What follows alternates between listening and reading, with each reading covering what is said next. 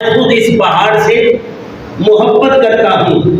جب سرکار دو عالم صلی اللہ علیہ وسلم نے اپنے صحابہ کے سامنے زبان مصطفیٰ کے یہ جملے نظر آئے اور سرکار نے فرمایا کہ میں احد پہاڑ سے محبت اس لیے کرتا ہوں، میرے غلاموں، میرے صحابہ جاننا چاہتے ہو میں اس سے کیوں محبت کرتا ہوں؟ صحابہ نے عرض کی یا رسول اللہ صلی اللہ علیہ وسلم آپ ہماری رہنمائی فرما دیجئے، آپ احد پہاڑ سے کیوں محبت کرتے ہیں؟ آقا فرماتے ہیں میں اس سے محبت اس لیے کرتا ہوں کہ یہ مجھ سے محبت کرتا ہے، یہ احد پہاڑ مجھ سے محبت کرتا ہے۔